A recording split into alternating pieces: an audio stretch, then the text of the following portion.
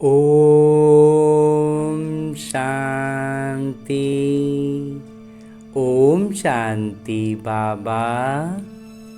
आज मैं आत्मा अपने परम पिता परमात्मा के चैतन्य उपस्थिति में इस अमूल्य अलौकिक मुरली का अध्ययन करने जा रहा हूँ, जिसके लिए लौकिक तौर पर दो बातों का ध्यान रखना है। एक कि बड़े फुर्सत से, एकदम इत्मीनान से अपने हाथों में स्वयं से मुरली का अध्ययन करना है, जिसके कारण हम बाबा के चैतन्य एक एक शब्द का अध्ययन जब गहराई से करते हैं तो बाबा मुझसे कह रहे हैं ऐसा अनुभव पाते हैं, और उनकी चैतन्य उपस्थिति का अनुभव से हम भाव विभोर हो उठते हैं। और साथ ही साथ जब दिनचर्या में हमारे लौकिक किरदार में वो कुछ भी परिस्थिति आती है तो बाबा की मुरली की वो बात कानों में ऐसे गूंजती है जैसे बाबा मेरे साथ उस वक्त भी खड़े हैं और मुझसे कान में बात को दोहरा रहे हैं। जब कोई हमारा लौकिक प्रिय हमसे कुछ कहता है तो हमें उनकी बात याद रहती है ना। बिल्कुल ऐसे ही परमात्मा की बातें हमें हमारे किरदार निभाते समय, हमारे जब विकर्म सामने आते हैं एक परिस्थिति बनकर, उस समय हमें याद रह जाते हैं। तो बस इसी अवस्था, ये चीज़ हमें लगातार हमारी उन्नति करती है। इसके लिए हमें फुर्सत से अपने हाथों में मुरली को लेना है। और अलौकिक तौर पर करना क्या है कि अपने सूक्ष्म शरीर के साथ अपने उसी मन को जो यहाँ बहुत, जिसे हम कहते हैं कि भटकता है, वास्तव में वो छटपटा रहा है। बिल्कुल ऐसे जैसे मछली बिन पानी के छटपटाए, वैसे ही हम अपने वास्तविक परम पिता परमात्मा के सानिध्य से, उनकी उपस्थिति से जो दूर हो गए हैं, उसके कारण आज हमारा मन छटपटा रहा है, इसीलिए इधर उधर भटक रहा है कि वो अपने मूल स्थान तक पहुंच सके। तो बस उसे अभी फ़िलहाल सूक्ष्म शरीर को, अपने उसी मन को लेकर के पहुंच जाते हैं मधुबन की धरा पर, और उसमें भी खास तौर पर पांडव भवन के उन चार धामों में हम अपने दिल की बात कहने के लिए बाबा की कुटिया में जा सकते हैं। बाबा से लाड प्यार पाने के लिए बाबा के कमरे में जाकर बिना कुछ कहे, बिना कुछ सुने, बस सिर्फ बाबा और मैं, बाबा मुझसे प्यार कर रहे हैं, मैं बाबा के गोद में अपना सर रखे हुए हूँ और बाबा मुझसे दुलार रहे हैं, मेरे सर पर हाथ फिरा रहे हैं, ये अनुभव पा सकते हैं। और जब खुशियों का समय कुछ अनुभव प्राप्त करें, कुछ अलौकिक सफलता प्राप्त करें, तो बाबा के संग झूले में बैठकर झूला झूल सकते हैं। और जब हम में बिंदु रूप में स्थित होने की अभ्यास करनी हो तो पहुंच जाएं बाबा के उस शांति स्तंभ के पास, जहाँ बाबा अव्यक्त स्मृति के लिए उस स्तंभ है, वो स्थान है। तो वहाँ सूक्ष्म शरीर के साथ पहुँच जाना है। अभी फ़िलहाल हम चलते हैं हिस्ट्री हॉल में, जहाँ साकार तन का आधार लेते हुए मेरे बाबा ने ये मुरली चलाई थी। और लौकिक तौर पर तो बाबा ने ये मुरली पहले चलाई थी, लेकिन अलौकिक तौर पर आज मैं आत्मा जब अपने सूक्ष्म शरीर के साथ बाबा के चैतन्य उपस्थिति का अनुभव पाते हुए उसी हिस्ट्री हॉल में अपने सूक्ष्म शरीर के साथ उपस्थित होता हूँ, तो बाबा अपने दिल की बातें, जिसमें इस मुझ आत्मा के हित की, आने वाले समय की बातें भी होंगी, मेरे मन के सवालों के जवाब भी होंगे, उन सारी ही बातों को, बाबा के दिल की बातों को बाबा इसी मुरली में निहित करके मुझसे कहते हैं, मीठे बच्चे, बाबा के साथ साथ तभी चल सकेंगे जब इस पुरानी दुनिया से बेहद का वैराग्य होगा। इस दुनिया से, इस लौकिक जहान से कोई लगाव नहीं होगा, तभी हम बाबा के साथ साथ चल सकेंगे। गोद में बैठकर जाना है ना, बारात की तरफ पीछे पीछे नहीं जाना है। तो बेहद का वैराग्य चाहिए, किसी भी तरह का कोई भी लगाव नहीं हो। हाँ जी बाबा। आगे प्रश्न रूप में बाबा कहते हैं कि भगवान समर्थ होते हुए भी उनके रचे हुए यज्ञ में विघ्न क्यों पड़ते हैं। अब बाबा गजब का सवाल पूछते हैं कि जब बाबा भगवान सर्वशक्तिवान है, सब चीज में समर्थ है, वो मतलब किसी भी तरह से उनसे कोई काम ना हो ऐसा तो हो ही नहीं सकता, तो फिर ये यज्ञ में उनके द्वारा रचा गया यज्ञ है, तो इस यज्ञ में विघ्न क्यों पड़ते हैं। उत्तर बतलाते मेरे बाबा, क्योंकि रावण भगवान से भी तीखा है। बाबा ऐसा जवाब देते हैं ना, जरूर जब उसका राज्य छीना जाएगा तो वो विघ्न डालेगा ही। तीखा वाला बात बाबा हमको नहीं पच रहा है, तीखा नहीं है। हाँ, ये दूसरी बात ये जो कह रहे ये ठीक है कि उसका राज्य छीना जा रहा है तो वो भी अपना दम लगा रहा है, लेकिन बाबा तो तीखा हो नहीं सकता। शुरू से लेकर ड्रामा अनुसार इस यज्ञ में विघ्न पड़ते ही आए हैं और पड़ने ही हैं। हम पतित दुनिया से पावन दुनिया में ट्रांसफर हो रहे हैं तो जरूर पतित मनुष्य विघ्न डालेंगे। हम पतित दुनिया छोड़कर जा रहे हैं, पतित दुनिया का खत्म समाप्ति आ रहा है, तो वो तो अपना पूरा प्रयास करेगा ना कि वो ख़त्म ना हो। तो मतलब स्वाभाविक होता है ना कि कोई चीज़ को निकालने लगो तो वो ज़्यादा कस के पकड़ता है, ऐसे शांत पड़ा हुआ था, लेकिन अब तो उसका निकलने का समय आ गया तो वो अपना दम लगा रहे हैं। वही है, उसका प्रयास करना ही हमारे यज्ञ में विघ्न का रूप दिखाई देता है। गीत है ओ दूर के मुसाफिर, ओम शांति।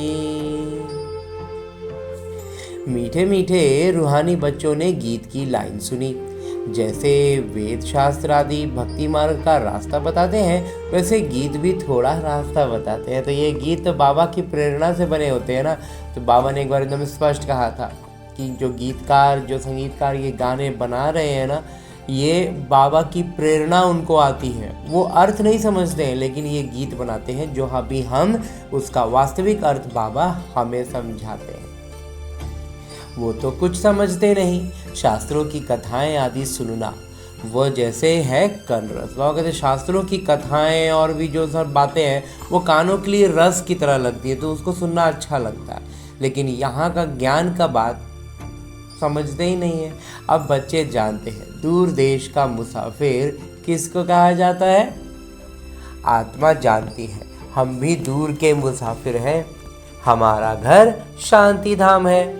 मनुष्य इन बातों को नहीं समझते तो गोया कुछ नहीं समझे। बाबा को न जानने से सृष्टि चक्र को कोई नहीं जानते। बाबा को नहीं जानने के कारण क्या होता है, सृष्टि चक्र को उनके द्वारा दिया गया फिर कोई भी ज्ञान का बात नहीं जान पाते ना, सब कुछ अंधेरा हो जाता है। ये आत्मा समझती है कि शिव बाबा कहते हैं मैं टेम्पररी जीव आत्मा बनता हूँ। ये शिव बाबा कह रहे हैं कि मैं जो हूँ ना, ये जीव आत्मा मत बनता हूँ, मतलब इस लौकिक तन में बाबा एकदम टेम्पररी आए हैं, एकदम बहुत अल्पकाल के लिए। तुम स्थायी जीवात्मा और हम क्या है, स्थायी रूप से एक शरीर छोड़ेंगे दूसरा ले लेंगे, तो रहेंगे हम हमेशा किसी न किसी शरीर में। मैं सिर्फ संगम पर ही टेम्पररी जीव आत्मा, बहुत कम समय के लिए, अल्पकाल के लिए इस जीव आत्मा बनता हूँ, शरीर में आता हूँ। सो भी तुम्हारे मुआफिक नहीं बनता, तो भी मैं हम लोग के जैसा थोड़ी होते हैं, वो गर्भ से जन्म थोड़ी ले रहे हैं। मैं इस जीव में प्रवेश करता हूँ अपना परिचय देने, तो मैं इसमें सिर्फ प्रवेश करता हूँ सिर्फ परिचय देने के लिए, अपना ज्ञान हम बच्चों को तक पहुँचाने के लिए ब्रह्मा बाबा के तन का बाबा आधार लेते हैं। नहीं तो तुमको परिचय कैसे मिले, अगर हमारी भाषा में हमसे बाबा बात नहीं करे तो हम बाबा को कहाँ पहचान सकेंगे। बाबा ने समझाया है रूहानी पिता एक ही है, जिनको शिव बाबा अथवा भगवान कहते हैं। तो बाबा हमें ये सारी बातें बतलाते हैं, तो एक तो फिर लगता है कि जब तक बाबा का मतलब टचिंग नहीं आता हम नहीं समझ पाते हैं। ऐसे तो ज्ञान बहुत समझाया जा रहा है, लेकिन जो मूल बात है हमें समझने की कि बाबा जो विस्तार में हमें एक एक बातें डिटेल में समझाते हैं, वो सब कुछ तो हमारी भाषा में हमें समझा रहे हैं, हमसे बात करें तब तो हम समझ पा रहे हैं ना, नहीं तो प्रेरणा से नहीं हो सकता था ना, पूरा ज्ञान की स्पष्टता नहीं आ सकती थी। जैसे साक्षात्कार में कुछ एक चीज़ का प्रेरणा आएगा तो एक काम करेंगे, तो वैसे पूरा पतित से पावन होना है तो पूरा डिटेल से अच्छे से एक एक बात बाबा समझाते हैं, तब ना हम कुछ कर पाते हैं, इतना श्रेष्ठ उठ पाते हैं, विकारों से ऊपर आ पाते हैं। तो बाबा इसलिए कहते हैं, बाबा ने समझाया है रूहानी पिता एक ही है, जिनको शिव बाबा अथवा भगवान कहते हैं। दूसरा कोई नहीं जानते, और ये सारी बातें और कोई जानते ही नहीं। इसमें पवित्रता का भी बंधन है, बड़े से बड़ा बंधन है। पवित्रता का बंधन जो है ना, वहाँ कहते बहुत बड़ा बंधन है, अपने को आत्मा समझना। जिस दूर के मुसाफिर पतित पावन को भक्ति मार्ग में याद करते हैं, वहाँ कहते हैं बड़े से बड़ा बंधन है ये पवित्रता का। और उसमें क्या, उससे निकलने का तरीका वह बताते हैं कि अपने को आत्मा समझना है। और फिर जिस दूर के मुसाफिर पतित पावन को भक्ति मार्ग में याद करते हैं, वही स्थिति में हमें खुद को लाना है।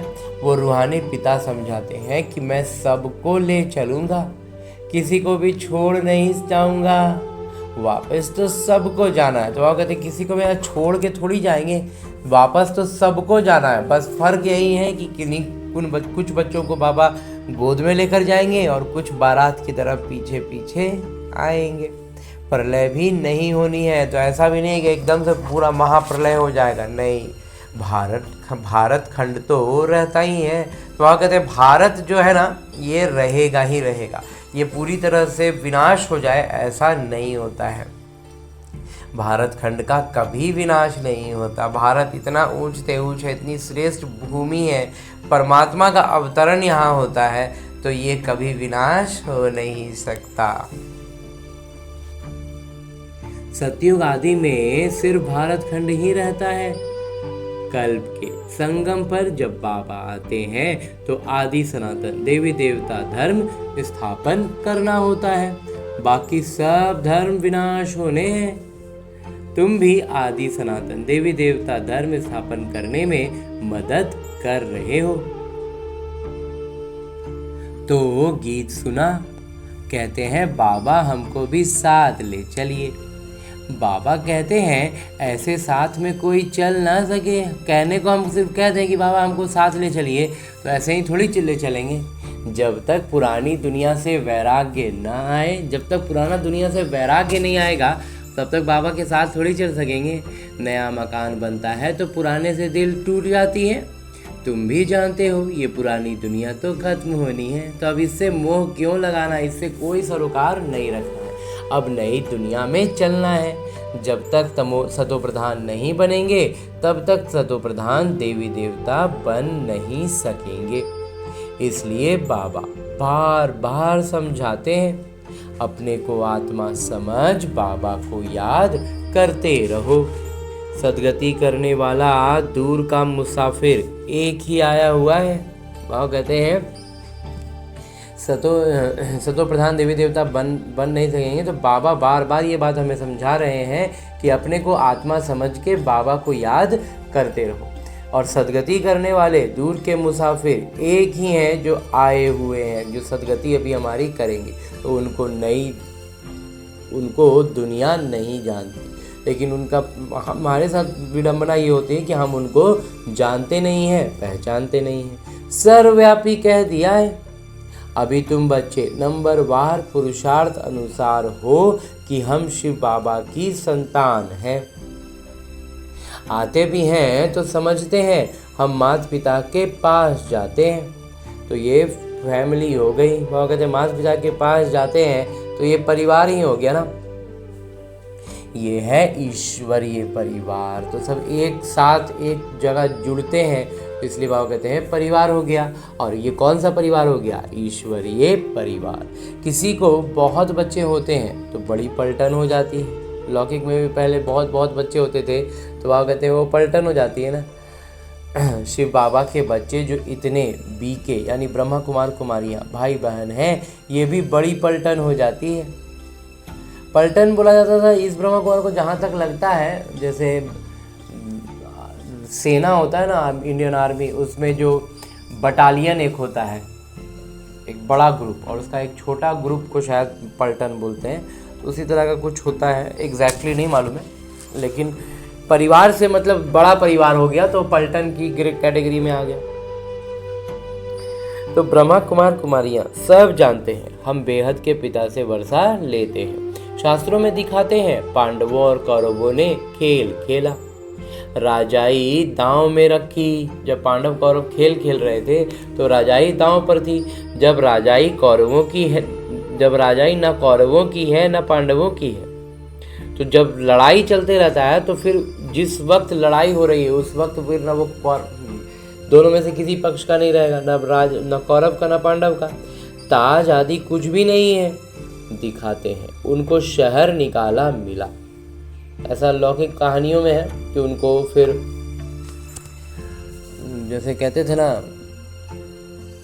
तड़ी पार, उस तरह का हाल है। शहर निकाला मिल गया मतलब वो शहर में नहीं रहना है, हथियार आदि छिपाकर जाए रखा। ये सब है दंत कथाएं। तो वो सारी बातें जो वहाँ बतलाई जाती हैं वहाँ कहते हैं सब है दंत कथाएं। मतलब एक एक आदमी के मुख से बात बदलती गई और कहाँ से कहाँ बात पहुँच गई। न पांडव राज्य है न कौरव राज्य है। वास्तविकता में क्या है, न पांडवों का राज्य न कौरवों का, न उन्हों की आपस में लड़ाई चली है। लड़ाई राजाओं की लगती है, ये तो भाई भाई हैं। वह कहते हैं लड़ाई तो होगा राजा लोग में ना, यहाँ तो सब भाई भाई हैं, ये तो भाई भाई है। लड़ाई हुई है कौरवों और यौवनों की, यादवों होगा। वह कहते हैं वास्तव में लड़ाई जो हुआ वो कौरव और यादव के बीच हुआ, क्योंकि पांडव तो इससे ऊपर उठ गए ना। बाकी भाई एक दूसरे को कैसे खत्म करेंगे दिखाते हैं। पांडव कौरव लड़े, बाकी 5 पांडव बचे और एक कुत्ता रहा, वो भी सब पहाड़ पर गल मरे। तो बाबा कहते हैं वो जो 5 पांडव बचे, कुत्ता था, वो सब के सब जब पहाड़ पर चढ़ना शुरू किए, स्वर्ग के लिए सीढ़ी चढ़ना शुरू किए थे, पहाड़ पर जा रहे थे, तो एक एक करके सब गल मरे। खेल ही खलास। तो बाबा कहते हैं तो फिर फायदा क्या हुआ, सब खेल खत्म हो गया ना, राजयोग का अर्थ ही नहीं निकला। तो वैसे में फिर राजयोग का क्या अर्थ निकलेगा, सब खेल ही खत्म हो गया। मतलब क्या, मतलब पांडव जीत के भी क्या हासिल हुआ, गल के खत्म हो गए। तो इस तरह से हमें ये बात लौकिक रीति में भी समझनी चाहिए कि जब हमें ये सब ज्ञान मिलता है, ये बातें बतलाई जाती हैं, तो इससे हम मोती कैसे चुग लें, उससे मोती निकाल लें, सही बात बाबा की बात को उसमें से हम समझ लें।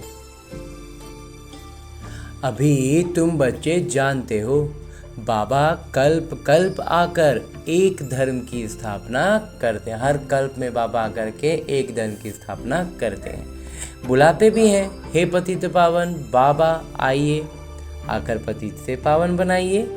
सतयुग में सूर्यवंशी राजधानी ही होती है। सतयुग में सूर्यवंशी ही राजधानी रहेगा ना। ब्रह्मा द्वारा विष्णुपुरी की स्थापना हो रही है। अब बाबा आए हैं तो उनके निर्देश पर चलना है। तो अब जब बाबा आए तो हमारे उनके निर्देश पर चलना है। मतलब एक भी संकल्प तक बाबा कहते हैं इधर उधर ना जाए, इसका बहुत ध्यान रखना है। कमल पुष्प समान पवित्र रहना है। पवित्रता एकदम सूक्ष्म स्तर तक की चाहिए। एकदम मोटे मोटे तौर पर तो हमें पवित्रता का ज्ञान समझ में आया, तब तो हम ब्राह्मण बने। अब ब्राह्मण से फरिश्ता बनने के लिए एकदम सूक्ष्म स्तर पर हमें पवित्रता को धारण करना है। एक संकल्प मात्र भी अपवित्रता का ना हो, व्यर्थ ना हो। कन्याओं को तो नहीं कहेंगे कि गृहस्थ व्यवहार में रहते कमल फूल समान रहो, वो तो है ही पवित्र। बाबा कहते हैं जो कन्याएं हैं जो विवाह बंधन में नहीं बंधी, तो वो तो बाबा कहते हैं पवित्र हैं ही। तो उनको नहीं कहा जाएगा कि कमल फूल समान घर गृहस्थ में रहते पवित्र रहो। उनको तो बाबा कहते हैं एकदम पूरी तरह से समर्पित हो जाओ। ये गृहस्थियों के लिए कहा जाता है। कुमार और कुमारियों को तो शादी करनी ही नहीं चाहिए। बाबा एकदम स्पष्ट कहते हैं कि जिनको विवाह बंधन से पहले ज्ञान समझ में आ गया ना, उनको तो फिर विवाह करना ही नहीं चाहिए, नहीं तो वो भी गृहस्थी हो पड़ेंगे। कुछ गंधर्वी विवाह का नाम भी है। बाबा कहते हैं कुछ लोग गंधर्वी विवाह का नाम पर जाते हैं। कन्या पर मार पड़ती है तो लाचारी हालत में गंधर्वी विवाह कराया जाता है। कुछ पहले तक तो समाज में कुछ ऐसा था कहीं कहीं पर कि भाई एकदम कन्या का विवाह नहीं करने पर पूरा परिवार समाज एकदम से इतना विरुद्ध होने लगता था कि मजबूरी में किसी ऐसे बच्चे से जो समझ रहा हो बाबा का ज्ञान को समझते हुए फिर विवाह का, गंधर्वी विवाह का मतलब सामाजिक रूप से वो विवाह के बंधन में तो बंधे, लेकिन फिर अब आपस में क्या है नहीं है वो फिर समाज को उससे मतलब नहीं है ना। तो वो चीज़ के लिए कहीं पहले ही ऐसा होता था, अब तो वैसा कुछ है नहीं, समाज की तरफ से वैसा कोई भी स्थिति बनने वाली नहीं है। वास्तव में मार भी सहन करनी चाहिए। बाबा कहते हैं वास्तव में अगर सच्चाई देखें ना तो मार भी सहन करना पड़ रहा है ना तो सहन कर लो, परंतु अधर कुमारी नहीं बनना चाहिए। और कहते हैं कुंवारी रहने में मार भी पड़ रही हो ना तो भी कुमारी रह जाओ, अधर कुमारी मत बनो कि गंधर्वी विवाह कर लेते हैं मार से बच जाएंगे। नहीं, बाबा कहते हैं अधर कुमारी मत बनो, नाम का भी शादी मत करो, शादी करनी ही नहीं है, पूरी तरह से कुमारी रह जाओ। थोड़ा मार पड़ेगा जो भी लगता है, जो कुछ भी सहन करना पड़े उसको डायरेक्ट सहन कर लो, कम से कम कुमारी तो रहेंगे। ये बहुत बड़ा श्रेष्ठता है। बाल ब्रह्मचारी का नाम बहुत होता है, शादी की तो हाफ पार्टनर हो गए। कुमारों को कहा जाता है तुम तो पवित्र रहो। बाबा कहते हैं फिर कुमारों को कहते हैं कि तुम तो रहो पवित्र। कन्याओं पर तो फिर भी समाज का, परिवार का एक अलग दबाव होता है, कुमारों पर तो ऐसा कुछ थोड़ी है। लड़के लोग तो बहुत सा ऐसे भी है, अज्ञानता में भी हम बहुत से देखेंगे कि बहुत से समाज में लोग ऐसे हैं जो नहीं किए शादी, कोई खास वजह नहीं था लेकिन कुछ कारण से नहीं किए। तो बस हम भी कुछ कारण है, हम जो नई ज्ञान समझ रहे हैं उनको नहीं समझ में आ रहा तो उनको हाँ भाई हमको अच्छा नहीं मिला, ये नहीं हुआ वो नहीं हुआ। तो लड़कों पर ऐसा नहीं होता था, ये सब समाज में पहले ऐसा होता था जब साकार बाबा थे। अब तो समाज का पूरा स्ट्रक्चर एकदम ही ध्वस्त हो गया है, अब कुछ उस तरह का बचा ही नहीं है। और कहते हैं कि कम से कम कुमार तो पवित्र रहो। गृहस्थ व्यवहार वालों को कहा जाता है गृहस्थ व्यवहार में रहते कमल फूल के समान बनो। बाबा कहते हैं गृहस्थ व्यवहार वालों को कहते हैं बाबा कि कमल, उसमें रहते हुए कमल फूल समान बनने का पूरा पुरुषार्थ करो। उन्हों को ही मेहनत होती है, और ये मेहनत तो फिर उन्हों को ही है ना कि घर गृहस्थ में रहना भी है और पवित्रता का भी धारण करनी है। शादी न करने से बंधन ही नहीं रहेगा। अगर शादी के पहले मालूम चले ना तो शादी का बंधन में बंधना ही नहीं चाहिए, एकदम मुक्त रहेंगे। कन्या को तो पढ़ना है और ज्ञान में बहुत मजबूत रहना है। कन्या को बाबा एकदम सीधा कहते हैं सिर्फ इस अलौकिक ज्ञान को समझो और एकदम मजबूती से इसमें आगे बढ़ो। लौकिक वाला पढ़ाई में भी ज़्यादा उलझना नहीं, मतलब थोड़ा बहुत जिसको बोलते हैं ना डिग्री उग्री का चक्कर में नहीं पढ़ना चाहिए। हल्का फुल्का जितना, मतलब मैट्रिक तक का जिसको बोला जाता है ना, ढंग का पढ़ा लिखा, मतलब एवरेज चीज़ें परिचित होना चाहिए हर चीज़ से। बस मैट्रिक तक में हमें हर चीज़ का परिचय मिल जाता है, बस उससे ज़्यादा पढ़ने की ज़रूरत नहीं है। छोटी कुमारियाँ जो सगीर हैं उनको तो हम ले नहीं सकते, जो मतलब इस ब्रह्म कुमार को होता है नाबालिग के हिसाब से बाबा कह रहे हैं कि मतलब जो बालिग हो गई वो तो अपना स्वेच्छा से अपना पत्र दे सकती हैं कि भाई हम अपने मर्जी से यहाँ पर हैं या जो भी हैं। तो जो नाबालिग है उनको तो माता पिता का ही लाना होगा, तो वो अपने घर में रहकर पढ़ सकती है। लेकिन हाँ, वो इतना है कि वो अपने माता पिता घर में रहकर पढ़े। माता पिता ज्ञान में आए तो सगीर को ले सकते हैं। कहते हैं अगर जिनके माता पिता ही बाबा के ज्ञान में समर्पित हो गए उनके तो बच्चे फिर आ ही सकते हैं। ये तो स्कूल का स्कूल है, स्कूलों का स्कूल है।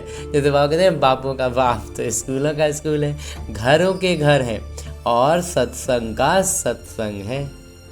स्कूल का स्कूल हो गया, घर का घर हो गया और सत्संग का सत्संग हो गया। वो चीज़ कह रहे हैं वास्तव में बाबा कि यहाँ अगर समर्पित माता पिता आ गए और बच्चों को भी ले आए तो फिर बच्चों का स्कूल हो गया, घर का घर हो गया और सत्संग का सत्संग भी हो गया। तो सत मतलब एक पिता, जिनके लिए ही कहते हैं ओ दूर के मुसाफिर। बाबा कहते हैं बाबा के संग के में आने के लिए ही सत्संग होता है और उन्हीं को दूर का मुसाफिर भी कहते हैं। आत्मा गोरी बनती है। बाबा कहते हैं मैं मुसाफिर सदा गोरा रहता हूँ। मेरे बाबा जो है ना वो ऐसे हैं जो कभी विकार में पड़ते ही नहीं है, इसलिए वो सदा गोरे रहते हैं। प्योरिटी में रहने वाला हूँ, एकदम सदा पवित्रता है, पवित्र परम पवित्र है मेरे बाबा। मैं आकर सभी आत्माओं को पवित्र गोरा बनाता हूँ और तो कोई ऐसा मुसाफिर है नहीं, बाबा के जैसा तो और कोई हो ही नहीं सकता।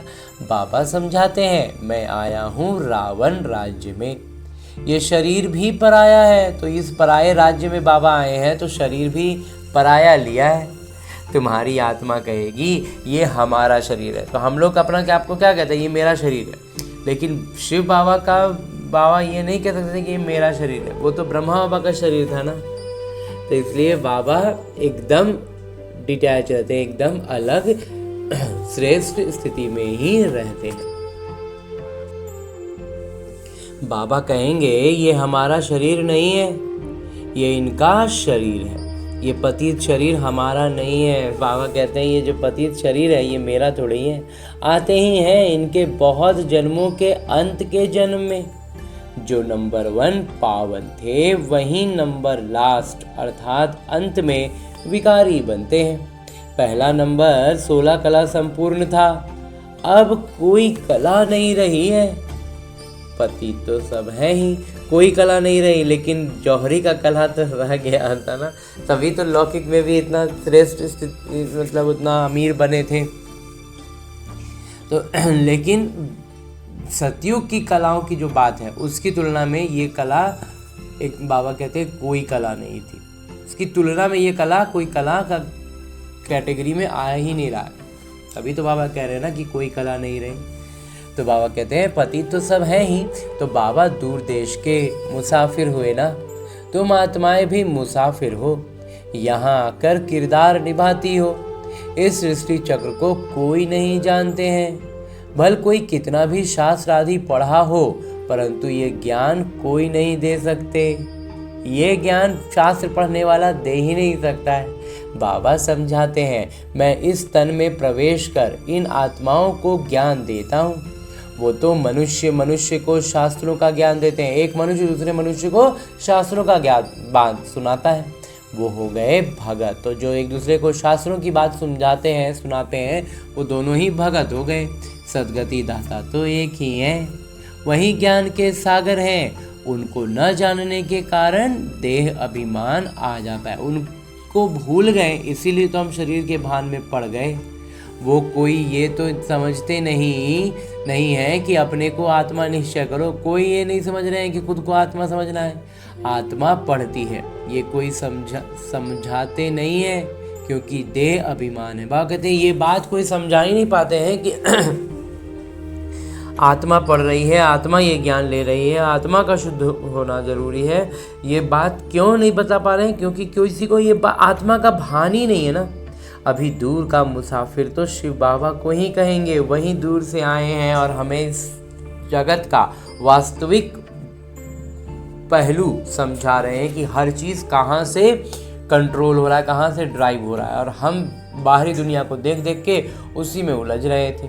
तुम जानते हो हम 84 जन्म का चक्र लगा चुके हैं। अब हमें ये बुद्धि में पूरी बात स्पष्ट है कि हमारा 84 जन्मों का चक्र पूरा हो चुका है। बाबा कहते हैं 5000 वर्ष पहले भी समझाया था कि बच्चे तुम अपने जन्मों को नहीं जानते हो, मैं जानता हूँ। गीता में आटे में लून मिसल कुछ है, बस आटे में नमक जितना होता है ना, कितना परसेंट मात्र होता है, उतना ही है सच्चाई। वही गीता का एपिसोड, वही महाभारत की लड़ाई, वही मन मना भव मध्याजीक भव का ज्ञान है। वही सारे शब्द वही हैं, लेकिन इसका अभी वास्तविक अर्थ हम जान रहे हैं और उस समय हम एक कहानी के रूप में सुनते हैं। मामेकम याद करो, लड़ाई भी बरोबर लगी है, पांडवों की विजय हुई। विजय माला विष्णु की गाई जाती है, शास्त्रों में तो दिखाया है पांडव गल मरे। फिर माला कहाँ से बनी? पांडव तो गल के मर गए, तो फिर माला कहाँ से बनेगा? अब तुम समझते हो कि हम विष्णु की माला बनने के लिए यहाँ आए हैं।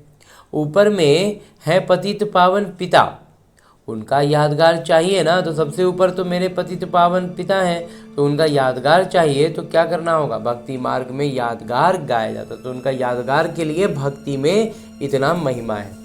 कोई 8 की माला, कोई 108 की माला और कोई 16,108 की बनाई है। गाते हैं चढ़ती कला तेरे भाने सर्व का भला। जब हम अपनी चढ़ती कला में आएंगे ना, तो हमारे संबंध संपर्क से, हमारे चाल चलन चेहरे से सबका भला होने लगेगा। स्थिति में परिवर्तन आएगा। अभी तुम जानते हो हमारी चढ़ती कला है। हम चले जाएंगे अपने सुखधाम, फिर हम वहां से नीचे कैसे उतरते हैं, 84 जन्म कैसे लेते हैं, ये सारा ज्ञान तुम्हारी बुद्धि में है। ये ज्ञान भूलना नहीं चाहिए। हमारे सब दुख दूर करने, श्राप मिटाए, सुख का वर्षा देने बाबा आए हैं। रावण के श्राप से सबको दुख होता है। रावण ऐसा श्राप ही दिया है ना कि सबको ही दुखी है। तो अब बाबा को और वर्षे को याद करना है। तुम जानते हो हम सूर्यवंशियों ने भारत में राज्य किया। हम जो आत्माएं सूर्यवंशी है ना, वो पूरे भारत में राज्य करते हैं। भारत में ही शिव बाबा आते हैं। भारत ही स्वर्ग था। ये घड़ी घड़ी बुद्धि में याद करना पड़े। भारत इतना श्रेष्ठ था। ये बात हम जब जान जाते हैं, महसूस कर लेते हैं ना, तो फिर हम आसानी से, बड़ी अच्छे से हमारे मन बुद्धि में व्यर्थ संकल्पों को रुक जाता, अपने आप रुक जाता है कि कितना श्रेष्ठ था और अब कैसे वापस साफ सफाई होगा। एक बार विनाश लीला चलेगी और सब कुछ साफ हो जाएगा। भारत स्वर्ग बन चुका होगा। बाबा कहते हैं ये बात घड़ी घड़ी बुद्धि में याद करना पड़े। जिसने 84 का चक्र नहीं खाया होगा वो न धारणा करेंगे न कराएंगे। उसके लिए समझा जाएगा कि इसने 84 जन्म नहीं लिए हैं। तो जिनको वो ना धारणा होगी ना ज्ञान समझ में आएगा, तो इसका मतलब है कि वो 84 जन्म वाली आत्मा नहीं है, कम जन्म वाली है। ये देरी से आते हैं, स्वर्ग में नहीं आते हैं। अभी ज्ञान में बहुत देर से आएंगे, लास्ट में एकदम आएंगे। उनको बातें समझ में ही नहीं आते रहेंगी और फिर वो चूँकि लेट से आए, पुरुषार्थ उतना अच्छा नहीं करेंगे तो स्वर्ग में नहीं आ पाएंगे। तो पहले पहले जाना तो अच्छा है ना। तो इसलिए बाबा कहते हैं एकदम पहले पहले स्वर्ग में आना, ये तो बहुत अच्छा है ना। सुख का अनुभव पा पाएंगे। नए मकान में पहले खुद रहते हैं, फिर किराए पर चढ़ाते हैं। तो कोई भी नया मकान बनता है ना, तो उसको जनरली यही होता है कि पहले उसमें कुछ समय रहते हैं, फिर थोड़ा पुराना हो जाता है, तब फिर उसको रेंट लगा देते हैं। और जैसे नेक्स्ट फ्लोर बनाए, बहुत से घरों में ऐसे होता है ना, एक तल्ला बनाए, उसमें शिफ्ट किए, उसमें रहना शुरू किए, फिर वो थोड़ा पुराना हो गया तो ऊपर तल्ला में नया बनाए, ऊपर फिर खुद शिफ्ट हो गए, अब नीचे रेंट लगा दिए। तो इस तरह की बात लोग करते हैं। तो मतलब नया का मजा खुद ले लेते हैं, फिर पुराने में किराया लगा देते हैं। तो वो फिर सेकंड हुआ ना, सेकंड हैंड हो गया वो कितने है, तो फिर वो नया वाला बात उसमें नहीं रहेगा। बिल्कुल ऐसे ही सतयुग है नई दुनिया, त्रेता है सेकंड हैंड। त्रेता क्या हो जाएगा, थोड़ा सा सेकंड हैंड वाला बात हो जाएगा। तो अब बुद्धि में आता है हम स्वर्ग नई दुनिया में जाएं। तो मन में लगता है ना कि स्वर्ग में जाए, एकदम नया वाला में पुरुषार्थ करना है, प्रजा भी बनती जाएगी। हमें पुरुषार्थ करते जाना है, प्रजा बनती जाएगी। तुमको मालूम पड़ता जाएगा कि माला में कौन कौन पिरो सकते हैं। अगर किसी को सीधा कहा जाए कि तुम नहीं आएंगे तो हार्ट फेल हो जाए। वहाँ कहते हैं अगर किसी को सीधा सीधा बोल देना कि तुम सतयुग में नहीं आ रहे हो, तो एकदम से थक जाए, एकदम टूट जाएंगे। एक तरह से कहें तो एकदम टूट जाएंगे। इसलिए कहा जाता है पुरुषार्थ करो। इसीलिए बाबा बार बार कहते हैं पुरुषार्थ करो ना, अपनी जांच करो कि हमारा बुद्धि योग भटकता तो नहीं है। और कहते हैं खुद से देखो ना, खुद से जांच करो, खुद से एनालिसिस करेंगे तो समझ में आएगा कि हम बाबा जो जो कैटेगरी बता रहे हैं, जो सब बातें महीन महीन बतला रहे हैं, उसमें हम कितना निपुण हो रहे हैं, उसी से समझ में आ जाएगा ना। तुम और फिर किसी को बोलना नहीं पड़ेगा, अपने आप से समझना। और इसका मतलब ये नहीं, और लगे कि कमी है नहीं है, तो इसका मतलब ये थोड़ी कि दिल शिकस्त हो गया, हाँ छोड़ो हमसे नहीं होगा, नहीं। उसके लिए फिर उमंग उत्साह से बाबा के चैतन्य उपस्थिति का अनुभव के साथ मुरली का अध्ययन करते हुए, मंथन करते हुए पुरुषार्थ को बढ़ाना है, ऊपर पद लाना है ना। तभी तो बाबा हमसे कह रहे हैं तुम्हारा शिव बाबा से कितना प्यार हो जाता है। कहते भी हैं हम माता पिता के पास जाते हैं, शिव बाबा से दादा द्वारा वर्षा लेने जाते हैं। ऐसे पिता के पास तो कई बार जाएं, और कहते हैं ऐसे पिता के पास तो बार बार जाने का मन करेगा ना, परंतु गृहस्थ व्यवहार भी संभालना है। ये बाबा लौकिक तौर पर कह रहे हैं कि जो बाबा मिलन के लिए बच्चे जाते हैं तो उसमें क्या मन करता है बार बार जाएं, लेकिन बाबा कहते हैं गृहस्थ व्यवहार जो किरदार मिला है उसको भी तो संभालना है। भल बहुत धनवान है परंतु फुर्सत नहीं। और एक तरफ क्या होता है, पैसा का कमी नहीं है लेकिन फुर्सत भी नहीं रहता है ना। जितना ज़्यादा पैसा में होते हैं लौकिक दुनिया में जिसके पास, वो उतना ही व्यस्त हो जाता है। और उसका दूसरा कारण होता है कि पूरा निश्चय नहीं है। तो निश्चय नहीं होगा ना तो बाबा की बातें सेकेंडरी हो जाएंगी, दुनियादारी की बातें प्राइमरी रहेंगी। तो प्राइमरी चीज़ों पर आदमी पहले ध्यान देता है, तो प्राइमरी चीज़ों पर ध्यान देंगे, उसको उसी रीति से संभालेंगे तो बिजी रहेंगे।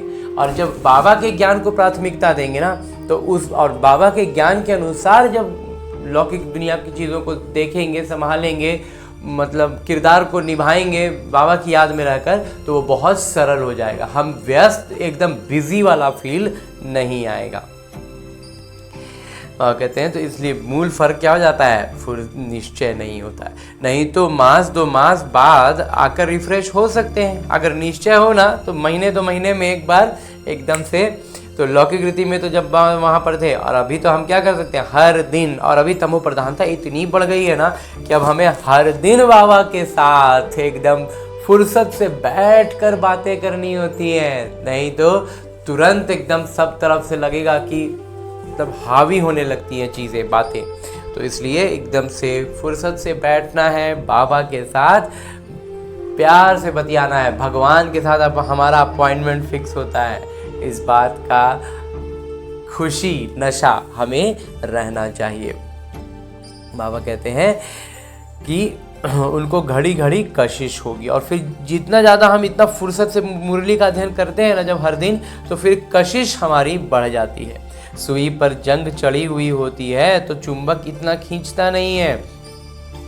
जंग विकार में ज़्यादा धंसे हुए रहेंगे ना तो बाबा से वो लगाव का अनुभव नहीं करेंगे। लेकिन जब रोज़ रोज़ फुर्सत से बैठकर जब अध्ययन करने का आदत हो जाता है ना, तो फिर न केवल सिर्फ मुरली के समय, धीरे धीरे फिर और भी किरदार के अन्य अन्य कामों में भी हम बाबा की महसूसता कर पाते, बाबा को महसूस कर पाते हैं, उनके सानिध्य में खुद को अनुभव करते हैं। तो ये चीज़ उनके तरफ हम चुंबक की तरह हम खिंचाने लगते हैं। जंग उतरती जाती है, हमारा खिंचाव बाबा के प्रति बढ़ता जाता है। बाबा कहते हैं जिनका पूरा योग होगा उनको झट कशिश होगी, भाग आएंगे। बाबा कहते हैं जिनको पूरा पूरा कशिश रहेगा ना, वो उनको बहुत ज़्यादा एकदम खिंचाव होगा बाबा की तरफ।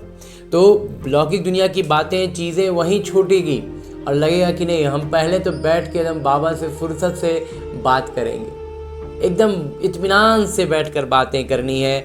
बाबा के दिल की बातों को मुरली के तौर पर सुनना है और अपने दिल की बातें बाबा को कहते जानी है, और बाबा उसी में जवाब भी देते जाते हैं। ऐसा अनुभव होगा मुरली के बीच बीच में बातें जो होता है ना, एक लाइन पढ़े तो ये बात मन में आई और उसका जवाब फिर बाबा 2-4 लाइन में फिर दे देते हैं। तो मतलब लगेगा लाइव बात होती है, ऐसा अनुभव करेंगे जब फुर्सत से बैठ कर अध्ययन रोज़ रोज़ करने लगेंगे।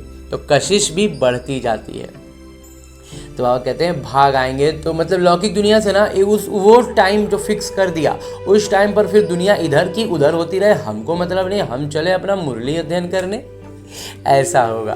तो बाबा कहते हैं जितनी कट उतरती जाएगी उतनी कशिश होगी। तो जितना ज़्यादा बाबा के सानिध्य में का अनुभव पाते जाएंगे ना, उतना एकदम खिंचाव बढ़ता जाता है, बहुत मज़ा आने लगता है ना। बाबा कहते हैं हम चुंबक से मिले तो हमें कशिश होती है। जितना ज़्यादा कट उतरता जाता है, विकार छूटते जाते हैं, जितना विकार छूटेगा ना उतना ज़्यादा कशिश होगी और हम लगेगा कि चुंबक से मिले, बाबा से एकदम बैठकर बातें करें। गीत है चाहे मारो चाहे कुछ भी करो, हम दर से कभी नहीं निकलेंगे। इस तरह की बातें होती है, लेकिन वास्तविकता में क्या होता है, हमें इतना प्यार, इतना अनुभव। लौकिक में भी क्या होता है, जो लौकिक में जो किसी से प्यार होता है, जो लौकिक में हमें बहुत फिल्मों में वगैरह में हमने देखा, तो क्या उनसे मिलने जाते हैं, मिलते हैं, रोज़ मिलते हैं, तो उसमें तो बहुत कुछ विकारी होता है, बहुत कुछ गलत होता है। यहाँ सब कुछ सही है, विकारों के हम बाहर आ रहे हैं, बहुत हर चीज़ से बेहतर है। और जो अनुभव है ये सबसे अनोखा है, परंतु वो अवस्था तो पिछाड़ी में होगी। वहाँ कहते हैं लेकिन एकदम से जो अभी भी क्या है, लौकिक रीति का चूंकि किरदार निभाने के लिए खुद बाबा कहते हैं ताकि अभ्यास हमारा बढ़े, तो वो अभ्यास करते हुए हम इतनी श्रेष्ठ अवस्था तक पहुँचे, ये बाबा कहते हैं एकदम पिछाड़ी में होगा, कि एकदम कर्मातीत अवस्था तक पहुँच जाएं। और वो कर्मातीत अवस्था बाबा कहते हैं कब होती है? जब कट निकली हुई होगी, पूरा जंग पूरी तरह से विकार से हम ऊपर उठ जाएंगे, तो वो अवस्था होगी। बाबा कहते हैं हे आत्माएं, मन मना भव, रहो भल अपने गृहस्थ व्यवहार में। बाबा कहते हैं किरदार निभाते रहो, अभ्यास करते रहो, लेकिन मन मना भव रहे, बाबा की याद में हम किरदार निभाएं। किरदार में जो बातें, जो परिस्थितियाँ आ रही हैं, उस पर जो हमें प्रतिक्रिया देनी है, जो काम करना है, वो बाबा की याद में रहकर हो, सारी गुणवत्ताओं और शक्तियों की जागृति के साथ हों। तभी हमारे सब विकर्म विनाश होते जाएंगे और हम कर्मातीत अवस्था की ओर बढ़ते जाएंगे। ऐसे नहीं कि यहाँ भाग कर आए बैठ जाना है, ऐसा बिल्कुल नहीं है कि लौकिक का जैसे सन्यासी करते हैं, अपना घर बार छोड़ दिए चले गए जंगलों में। नहीं, वैसे यहाँ पर भाग के आके मधुबन में बैठ जाना है, ऐसा नहीं है। सागर के पास बादलों को आना है रिफ्रेश होने। बाबा कहते हैं यहाँ आना है मधुबन में, लेकिन रिफ्रेश होने के लिए 2-4 दिन, हफ्ता दिन रहे बाबा के, मतलब एकदम छुट्टी लेकर जैसे लौकिक में घूमने फिरने जाते थे ना, ताकि थोड़ा माइंड रिफ्रेश हो। तो यहाँ बाबा के पास एक अलग अनुभव होता है मधुबन का, तो वो रिफ्रेशमेंट के लिए जाना है। लेकिन अगर अलौकिक रीति से बात करें तो वो तो हम हर दिन, और न केवल एक बार सिर्फ मुरली के समय, वो तो एकदम स्टार्टिंग लेवल है। धीरे धीरे फिर क्या है, किसी भी वैसा कुछ भी हो तो हर मूड के हिसाब से बाबा के इस परम धाम में, परम धाम नहीं, क्या बोलते हैं, सूक्ष्म वतन में सूक्ष्म शरीर के साथ हर एक परिस्थिति के अनुसार पहुंच जाना है।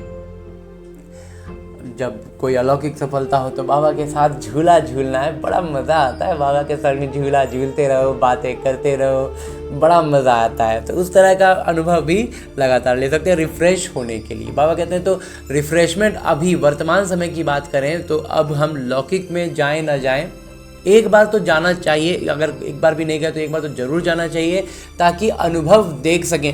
इन आँखों से एक बार वो मधुबन की उस धरा को देख लेंगे ना, पांडव भवन के चारों धामों को जाएंगे, वहाँ पर फुर्सत से जाना है। मतलब अलग अलग 4 जगह 25 जगह घूमने का जगह बोला जाता है, उन सब जगहों पर जाएं ना जाएं, न भी जाएं, कोई फ़र्क नहीं पड़ेगा। मूल तौर पर ये पांडव भवन है, इसी में सुबह से शाम तक समय लगा दें, चारों धाम अच्छे से देखें, बैठें, अनुभव करें, और उस अनुभव के साथ फिर जब अपने इस लौकिक किरदार में वापस आएंगे ना, तो फिर हम जब भी मतलब अपने सूक्ष्म शरीर के साथ जाना चाहेंगे तो आसान होगा जाना, क्योंकि एक बार लौकिक आँखों से देख चुके हैं, जा चुके हैं। तो इसलिए बाबा कहते हैं कि यहाँ आना है लेकिन रिफ्रेश होने के लिए, और फिर सेवा पर जाना है। और वापस दूसरा एक मकसद क्या होता है हमारा, ये जो लौकिक किरदार है वो क्या है, सेवा है ना। तो लौकिक किरदार भी हम एक तरह का सेवा में हैं। बंधन जब खल्लास हो तो सेवा पर जा सकें। जब बंधन से अपने आप को मुक्त कर लेंगे, मतलब जो लौकिक किरदार का बंधन था उससे अपने आप को ऊपर उठा लेंगे, तब तो सेवा की दृष्टि से, सेवा की भावना से वहाँ पर किरदार निभाएंगे ना। माँ बाप को अपने बच्चों को संभालना है। बाबा कहते हैं जो लौकिक किरदार है उनका, अगर माता पिता का और उनकी अपनी खुद की रचना है, ज्ञान में आने के पहले ही मतलब बच्चे हो चुके हैं, तो फिर बाबा कहते हैं उनको तो संभालना है। ऐसा नहीं कि उनको छोड़ छाड़ देना है, बाबा की याद में रहना है, पवित्र बनना। अब आगे बाबा की याद में रहना है, पवित्रता को धारण करना है। लेकिन जो बच्चे जन्म ले चुके हैं, जो काम हम कर चुके हैं, उस पर बाबा कहते हैं वो जो आत्मा आ चुकी है हमारी जिम्मेवारी में, उनको तो हमें अपना जिम्मेवारी निभाना है।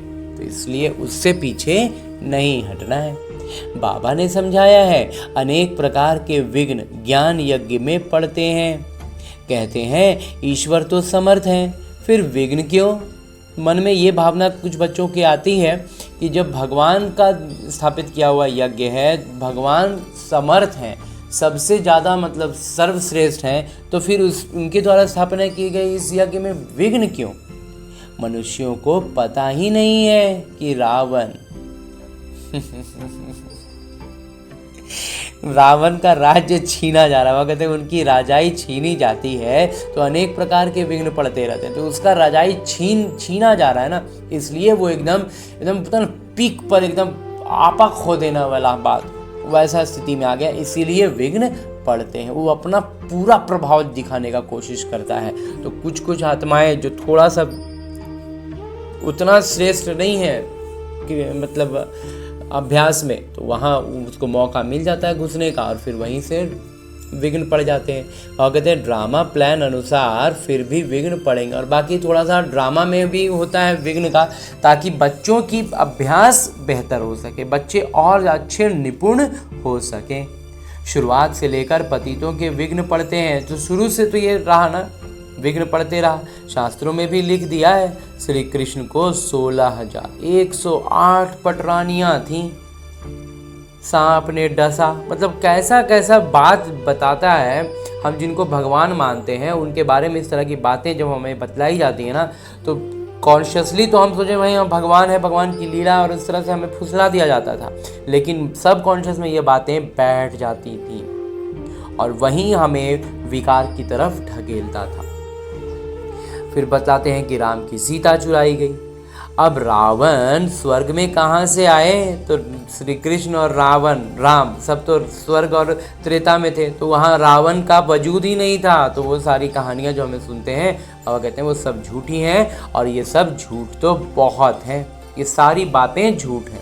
कहते हैं विकार बगैर बच्चे कैसे होंगे, उनको पता ही नहीं, जो वर्षा लेने वाले होंगे वहीं आकर समझेंगे। वहाँ कहते हैं विकारी मनुष्य को ये बात समझ में ही नहीं आएगा ना। तो इस ज्ञान यज्ञ में असुरों के विघ्न पड़ते हैं, तो वो विकार में ही इतना धंसे हुए हैं कि वो विघ्न माने डालते हैं। एक बात यहाँ पर, विकार के बिना बच्चे कैसे पैदा होंगे ना, ये बात पर एक छोटा सा अभी तुरंत में एक उदाहरण याद आ रहा है, पहले से भी था मंत्र में, अभी याद आ रहा है कि आजकल एक IVF करके एक टेक्नोलॉजी निकालते हैं ना, उसमें क्या होता है, विकार वाला काम थोड़ी होता है, लेकिन बच्चे पैदा हो रहे हैं ना। तो जब साइंस अभी इतनी विकारी स्थिति में बिना विकार में गए बच्चों को जन्म दे रहा है, तो फिर सतयुग में संकल्पों से क्यों नहीं हो सकता। सतयुग में जो टेक्नोलॉजी है ना वो बहुत ज़्यादा बेहतर होगा, सतो प्रधान होगा, बहुत टॉप क्लास का होगा। अभी तो सब टेक्नोलॉजी में भी तमो प्रधानता है, तो इसलिए बाबा कहते हैं वो इतना विकार में है तो वो विघ्न डालते हैं, पढ़ते हैं, ताकि हम बच्चों का अभ्यास बेहतर हो। इस बात को हमें ध्यान में रखना है कि हमारे अभ्यास के लिए होता है हर परिस्थिति। पतित को असुर कहा जाता है ही रावण संप्रदाय। बाबा कहते हैं ये संप्रदाय ही रावण का है, तो वो असुर कहलाया। अभी तुम संगम पर हो, रावण राज्य से किनारा कर लिया है, फिर भी कुछ लैस आती है। बाबा कहते हैं रावण राज्य से हमने अपना पैर उठा लिया, किनारा कर लिया, लेकिन क्या होता है, थोड़ा बहुत कुछ धागे फंसे रह जाते हैं। जैसे होता है ना, अगर हम नदी से नहा कर निकले, पानी से बाहर आ गए, लेकिन शरीर तो पूरा भींगा हुआ रहेगा ना, जहाँ चलेंगे वहाँ पूरा पानी पानी होता रहेगा। तो कुछ वैसे ही बात है, विकार से तो आ गए हैं, डूबे हुए थे उससे शायद बाहर आ भी गए हो, लेकिन अभी हमसे पूरा विकार चू रहा है। जल पानी की तरह, जैसे पानी की नदी से निकलते हैं, वो बुद्धि में ज्ञान है कि हम जा रहे हैं, ये समझ रहे हैं कि हम निकल रहे हैं, निकल बाहर आ रहे हैं। बैठे तो यहाँ हैं ही, बुद्धि में ज्ञान है, बैठे यहाँ हो, परंतु उनसे जैसे तुमको वैराग्य है। लेकिन बाबा कहते हैं हमें अब क्या करना है, पूरी तरह से बाहर आना है, वैराग्य आना चाहिए। मतलब जो होता है ना, पूरा पोछ पाछ लेना है, कपड़े बदल लेने हैं, तब हम पूरी तरह से सूखे होंगे, है ना। अभी विकार के पानी से हम भींगे हुए, तो पूरा कपड़ा बदलेंगे, एक बार पूरा शरीर पोछेंगे, तब वो सारा कुछ हमारा खत्म हो। कुछ लौकिक में उदाहरण के रूप में जैसा देख रहे हैं, तो उस तरह से बाबा कहते हैं सब कुछ यहाँ पर आ गए, सब कुछ कर रहे हैं, लेकिन पानी हमसे चू रहा है, तो भींग रहा है ना वो जगह, तो मतलब विकार में अभी भी हम विकार में ही लिप्त हैं। तो इस तरह का हमको ध्यान देना है। वास्तव में ये बातें सूक्ष्म विकार की हो रही हैं, मोटे मोटे विकारों को तो हमने छोड़ा, लेकिन सूक्ष्म स्तर के बहुत विकार अभी भी हम में बचे हैं। इसलिए वह कहते हैं तुमको वैराग्य चाहिए, ये छीछी दुनिया कब्रिस्तान बननी है। तो दिमाग में ये सब बातें रहेंगी ना, तो हम थोड़ा बेहतर तरीके से इनसे उबर पाते हैं। तो इस तरह से बाबा हमें भिन्न भिन्न बिंदुओं से समझाया जाता है। बाबा हमें अलग अलग तरह के पहलुओं से, अलग अलग बिंदुओं से बातें समझाते हैं। वास्तव में तो एक ही बिंदु है, मन मना भव। कितनों की चिट्ठियाँ आती हैं, बाबा हम बांधेली हैं, और कहते कितनों की चिट्ठी आती है कि हम बांधेली हैं, हम मतलब बंधन में, ऐसे बंधन में कि नहीं निकल सकते। एक द्रौपदी तो नहीं है। तो बाबा कहते हैं द्रौपदी भी कोई एक थोड़ी थी, हजारों हो जाएंगी। अभी तुम पतित दुनिया से पावन दुनिया में ट्रांसफर हो रहे हो। जो कल्प पहले फूल बने होंगे वही निकलेंगे। गार्डन ऑफ अल्लाह की यहाँ स्थापना होगी। तो अभी अल्लाह के उस बाग की स्थापना हो रही है। कोई कोई तो ऐसे अच्छे अच्छे फूल होते हैं जो देखने से ही आराम आ जाता है। कुछ फूल ऐसे होते हैं ना जिनको सामने से सिर्फ देखो ना तो बड़ा सुकून का अनुभव होता है। तो वैसा ही फूल हमें भी बनना है ना। अल्लाह का बगीचा, तो जब कोई बगीचा का शुरुआत होती है तो क्या होता है, पहले तो सिर्फ मिट्टी ही मिट्टी नज़र आता है, पौधे लगते हैं, बीज लगते हैं, कुछ के कलम लगते हैं। फिर जब कुछ समय होता है तब फिर वो सब हरियाली से भर जाता है वो पूरा बगीचा और सुंदर सुंदर फूल खिल जाते हैं। तो बस अभी वही स्थापना काम चल रहा है, तो इसलिए अभी हमें खूबसूरती नज़र नहीं आ रही है। लेकिन जो पत्ते भी, जो खूबसूरत पौधे खूबसूरत फूल होते हैं उनके पौधों की जो कलम लगती है ना उसमें भी बहुत खूबसूरती होती है। तो बाबा वैसे ही कहते हैं कि कुछ बच्चे ऐसे ऐसे फूल होते हैं ना जिनको देखने मात्र से हम खुश हो जाते हैं। तो वैसी आत्माएं हमें भी बनना है कि हमको देखने मात्र से अन्य आत्माएं सुकून को पाएं। नाम ही है किंग ऑफ फ्लावर्स। वह कहते हैं फूलों का भी राजा है ना। 5 रोज से रखा हो तो भी खिला रहेगा। और कहते हैं जो किंग ऑफ फ्लावर होता है ना वो 5 दिन तोड़ के रख दो फिर भी ऐसे खिला रहेगा कि लगेगा कि अभी अभी तोड़ा गया है। खुशबू फैलती रहेगी, वैसा फूल बनना है। यहाँ भी जो बाबा को याद करते और याद दिलाते हैं उनकी खुशबू फैलती है। मतलब ये हुआ कि हम लौकिक जगत में हैं तो एक तरह से क्या है, हम अलौकिकता से बाबा से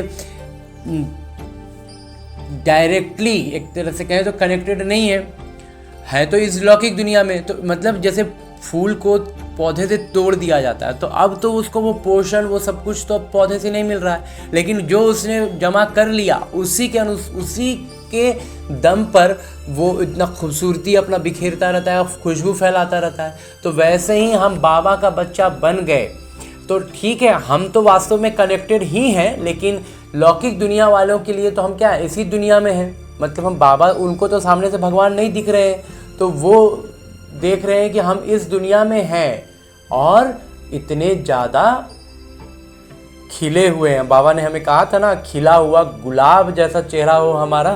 तो बस वही चीज़ ध्यान रखना है और खुशबू फैलानी। कैसी खुशबू? बाबा के ज्ञान का हमारे भीतर भी रहेगा और वो दूसरों तक भी हम देते रहेंगे।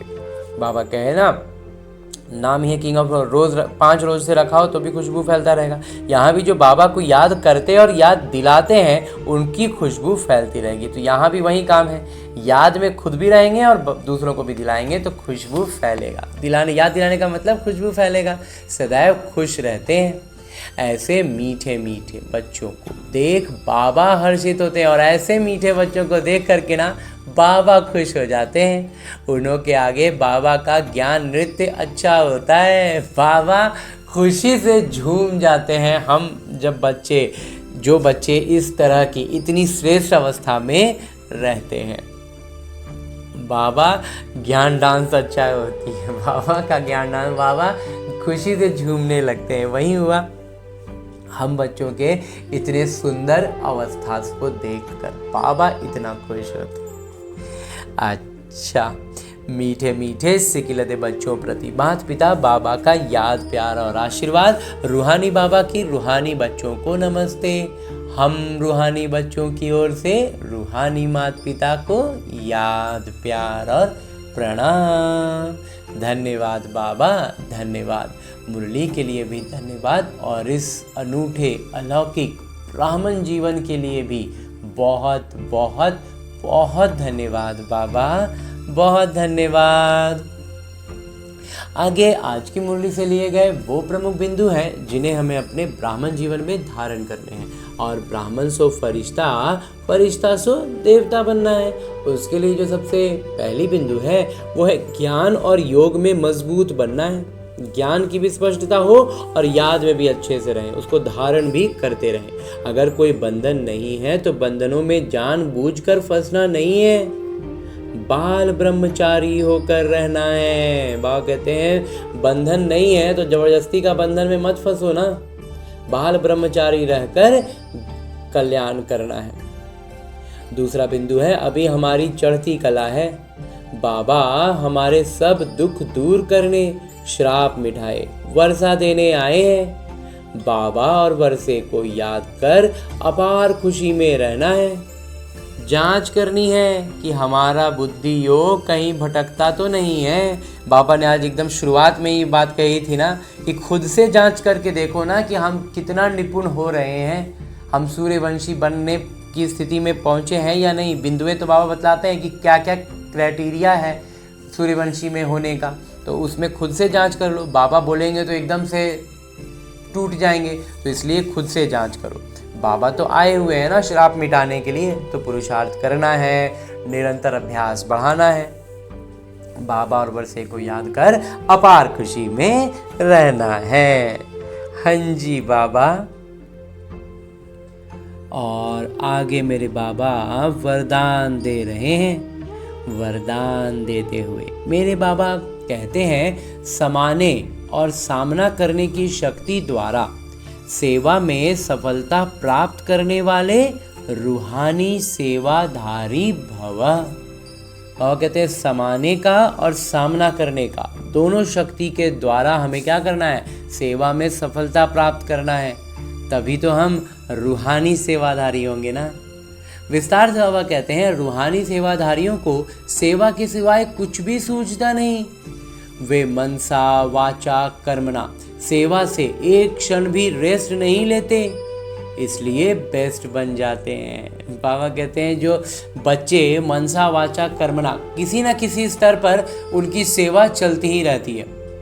जैसे कर्मणा में नहीं कर पा रहे हैं, वाचा में नहीं कर पा रहे हैं, किसी को बता नहीं पा रहे हैं, मतलब कुछ ऐसा काम है जिस ऐसी समय है जिसमें हम बोल के किसी को, कोई नहीं है जिसको हम बोलें, कोई ऐसा कर्म नहीं है जो भी हम करते हुए सेवा करें, तो मनसा स्तर पर तो निरंतर चलता ही रहे। तो इसलिए बाबा कहते हैं वे मनसा वाचा कर्मणा सेवा से एक क्षण भी रेस्ट नहीं लेते हैं तो बेस्ट बन जाते हैं। वे सेवाओं में सफलता प्राप्त करने के लिए सदा यही याद रखते कि समाना और सामना करना, यही हमारा निशाना है। हमारा परम उद्देश्य में जो है 8 शक्तियां हैं, उसमें से आज विशेष तौर पर बाबा इन 2 शक्तियों के बारे में कह रहे हैं कि समा भी लेना है। समाना और सामना क्या क्या होता है? समाना हो जाता है खुद की जो रावण के प्रभाव में बने संस्कार हैं उनको समा लेना, और वही सारे विकार जब हमारे संबंध संपर्क की आत्माओं के में हैं और वो ऐसा व्यवहार और वैसी बातें करते हैं तो उनकी उस बात को समा लेना। तो इससे हम क्या होगा, सफलता प्राप्त कर लेते हैं ना। हमें इतना स्पष्ट नजर आता है कि फिर हम उलझते नहीं हैं विकारों में, यही हमारा निशाना है।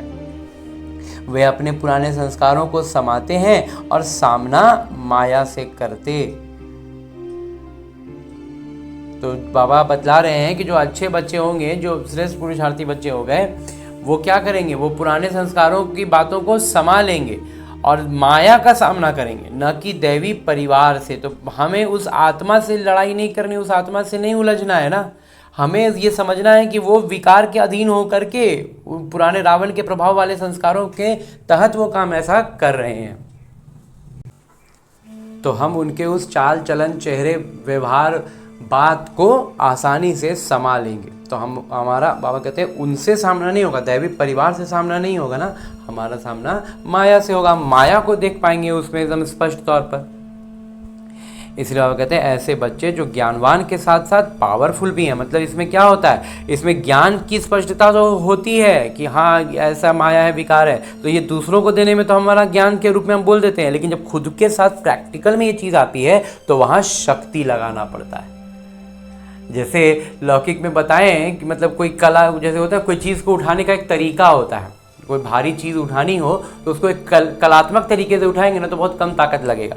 तो जब हम किसी को बतलाएंगे तो क्या करेंगे, सिर्फ ज्ञान देंगे ना कि देखो ऐसे ऐसे करो, ऐसे हाथ लगाओ, ऐसे करो, ऐसे करेंगे, ऐसे उठाएंगे तो ये बहुत आसानी से उठ जाएगा।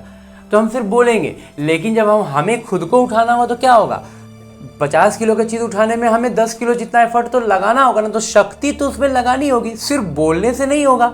तो बस वही चीज़ है, बाबा कहते हैं कि ज्ञानवान के साथ साथ शक्तिशाली भी हैं, उन्हें ही कहा जाता है रूहानी सेवाधारी।